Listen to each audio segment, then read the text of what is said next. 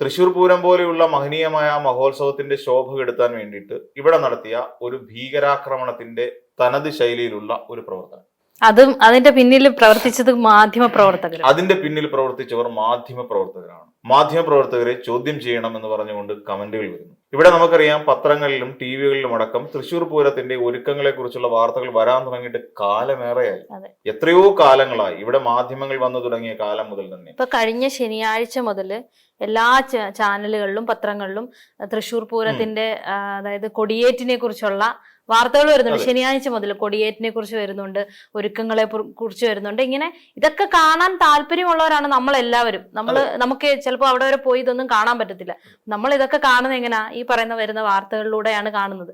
അത് നമ്മളിലോട്ട് എത്തിക്കാൻ വേണ്ടിയിട്ടാണ് ഈ പറയുന്ന എല്ലാ മാധ്യമ പ്രവർത്തകരും അവിടെ പോയത്. അതെ, ഇപ്പൊ ഈ നമ്മൾ പറയുന്ന ഈ മാധ്യമ പ്രവർത്തകർ അവിടെ സൾഫർ കൊണ്ടുവന്നിട്ടിരുന്നു എന്നാണ് പറയുന്നത്. അത് സൾഫർ ഓട്ടോമാറ്റിക് ആയിട്ട് തീ പിടിക്കാൻ സാധ്യതയുള്ള ഒരു കെമിക്കലാണ്. അപ്പൊ അതവിടെ അതിനോടൊപ്പം കൊണ്ടുവന്നിട്ടിരുന്നു. അത് തീ പിടിച്ചതാണ് അപകടത്തിലേക്ക് നയിച്ചത് എന്നതടക്കമുള്ള വാർത്തകൾ അല്ല, ഇത്തരത്തിലുള്ള പോസ്റ്റുകൾ, വാർത്തകൾ വന്നിട്ടില്ല.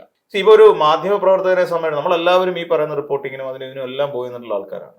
നമ്മൾ എവിടെയെങ്കിലും അപകടം പിടിച്ച ഒരു സ്ഥലത്ത് നമ്മുടെ സെക്യൂരിറ്റി നോക്കാതെ നമ്മൾ എവിടെയെങ്കിലും വർക്ക് എടുത്തിട്ടുണ്ടോ? ഒരുപാട് വാർത്തകൾ റിപ്പോർട്ട് ചെയ്യുന്നുണ്ട്.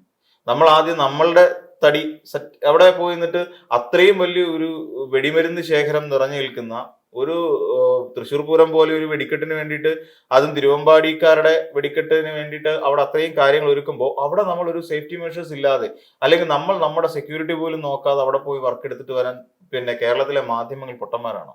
അല്ലെങ്കിൽ അവിടെ കൊണ്ടുപോയിട്ട് അങ്ങനെ ഒരു വെടിക്കെട്ട് അപകടത്തിലേക്ക് കാര്യങ്ങൾ കൊണ്ട് എത്തിക്കാൻ മാധ്യമങ്ങൾ എന്താ അത്രയ്ക്ക് നീചന്മാരാണോ മാധ്യമപ്രവർത്തകർ?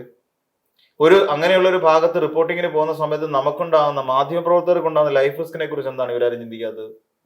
മാധ്യമപ്രവർത്തകർക്ക് ലൈഫ് റിസ്ക് ഉണ്ട്. ബാക്കിയുള്ള ആളുകൾ വീട്ടിലിരുന്നിട്ട് അവരുടെ സ്വീകരണ മുറിയിൽ ഇരുന്നിട്ട് ടെലിവിഷനിലോ അല്ലെങ്കിൽ അവരുടെ കയ്യിലിരിക്കുന്ന മൊബൈൽ ഫോണിനകത്തോ വാർത്തകൾ കാണുമ്പോൾ ഒരു സമരമുഖത്ത് നിൽക്കുന്ന അല്ലാന്നുണ്ടെങ്കിൽ ഏതെങ്കിലും ഒരു വലിയ അപകടത്തിന്റെ ചുറ്റുവട്ടത്തിൽ നിൽക്കുന്ന ഒരു സാധാരണക്കാരനാണ് മാധ്യമപ്രവർത്തകർ എന്ന് പറഞ്ഞാൽ. അവർക്ക് കൊമ്പില്ല, അവർക്ക് ലൈഫ് ജാക്കറ്റുകളോ അല്ലാന്നുണ്ടെങ്കിൽ ബുള്ളറ്റ് പ്രൂഫ് സാധനങ്ങളോ ഇല്ല.